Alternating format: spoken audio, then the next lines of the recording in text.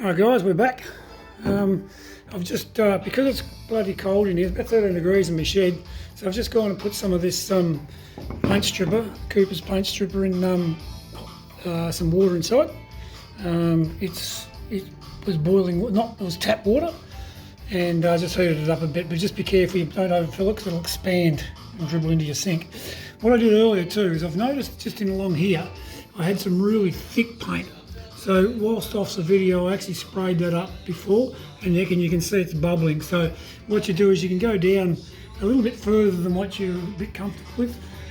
Spray a little bit of stripper down there because you've got to get to that anyway. And whilst that's working in this colder weather, it'll pull that up. So anyway, back to this. We've already just sprayed this. This is hard with this, doing this camera. As you can see here, it's bubbled up again.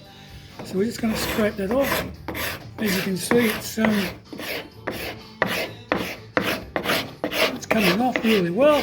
I like to use two hands. Get the camera up. This is why you need two people to do this stuff. Zach's inside watching Netflix, the later out. So as you can see, it's coming off. You can see the timber now. And this residue here, because this is multi-layers of bloody, and it's not square either. Multi-layers of base paint and obviously a varnish. You can see this just here. There's a really red tingish stuff. That's what the scour is for. Once you get into that, or you can use, as I was talking to Dory the other day, she said you can wipe that off to get rid of that residuey stuff. See, so if I wipe that,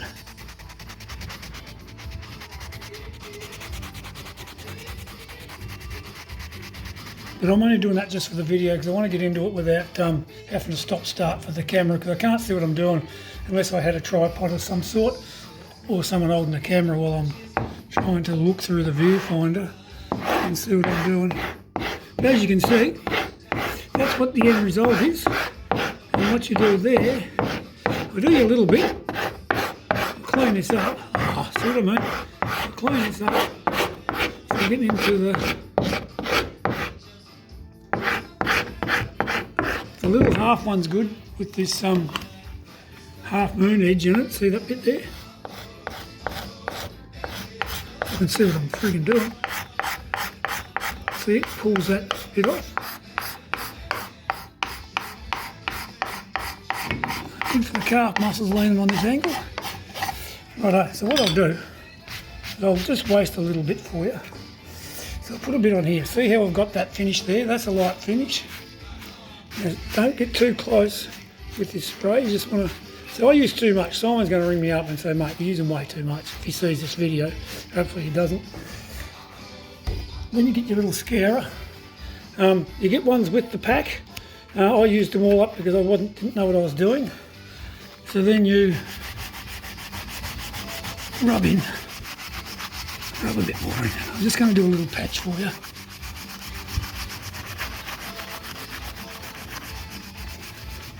And it's dried up a bit. See the cover? Yeah. A little bit more. Not too much. And then you, I'll waste a few of these. It cost $3 at Bunnings. Backwards and forwards. Don't go around in a circle. I find that you rub it back into the grain. I'm thinking you're getting the gist. Now there is a bit still left there, but you can see what happens there. This is a bit different to the sides. I'll just go back down there. While I'm doing that, I'll go back down there and do these bits. Stubborn bits. As you can see, the clear varnish on that one has lifted and on the top. So that'll be easy. I'm just going to go back. I'm probably using way too much, as Simon will say. Simon says, hey.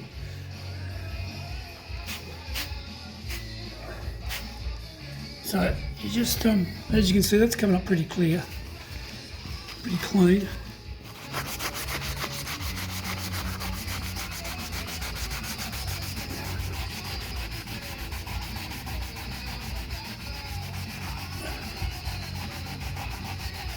You can see the red tinge coming through. So there's still a little bit of residue there. What I'm going to do is I'm going to try and get a bit more of it out with this. But I need to see how I can scrape that off. And it takes down to the white. So what I'll do is, I need 2 hands though. So I'll clean this up and come back to a clean spot. But you can see now, look. Just a little bit of a red tinge there, which is pretty hard to... And there's lots, and being the bottom, there's lots of lumps and bumps in this, so just a quick spray while I've got you. There you are, because there's no red, there's a little tiny bit of red coming through there, as you can see that tinge of red. Just another rub.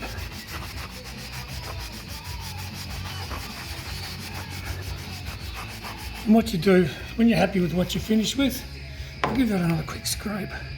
Just on this bit, it's really embedded in there. Just where it's been running up on the sand and it must have rubbed it into the...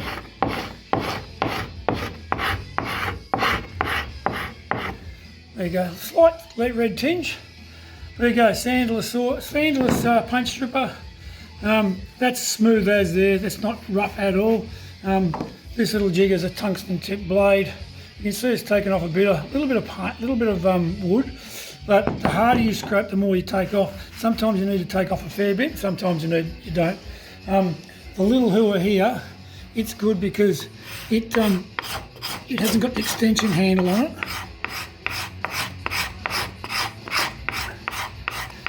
Still looking through the camera and getting better at it. You sort of got more control because you got.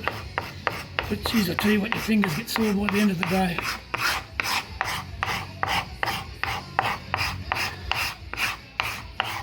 So that's virtually it in a nutshell. You can see there, I'll spray that up with some spray. But when you do finish, as soon as you finish, while it's wet, you spray a bit of the flusher, it's blue, and you still then get a clean scourer, a clean one of these, and then you rub that into where you've finished.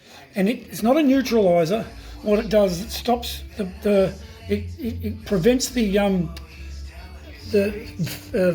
paint stripper sinking into the wood further, and when you paint it doesn't bring the paint stripper back out. So it's just a flusher, you don't have to have it. Well, you do have to have it, they say to put it on, so if they say put it on, put it on. So that was a 7-minute video, so you'd be bored shitless with this. So what I'll do is I'll just take photos, and when I do some other bits and pieces for you, I'll do that. So the restoring Muppet media is, that's it. So I'm now waiting on some more stripper to come from New Zealand. It is, if you are interested, there's a website, it's called, and it's funny, mate, and you won't get into strife either like I did. I was a bit weird when I saw this, and some bloke said to me, look at the Cooper's Strippers Club, and I went, oh no, when I type that into Google, I'm going to get all sorts of bits and pieces. So you get the bottles, you get the caps, you get in the kit, depending on which kit you buy, you get the bottles as well, these bottles and the spray bottles. You get the 2 little handles, and you get a big packet of these, depending on how much you're going to do. Now, someone asked me the other day, does it work on steel? Well, just let me look at you here. This is what's left over, what's dripped off the boat, right? So I left that open, I didn't cover it, but you can see that's just residue that dripped off the boat, and it's pulled that lead paint off without me even touching it. So yes, it works on steel. Stewie, don't know who you asked me actually. All right, guys. Muppet Restos, Macca's Roving Media, coming to an end, and I'll just post some more photos. Cheers, have a good lockdown, and we'll see you soon.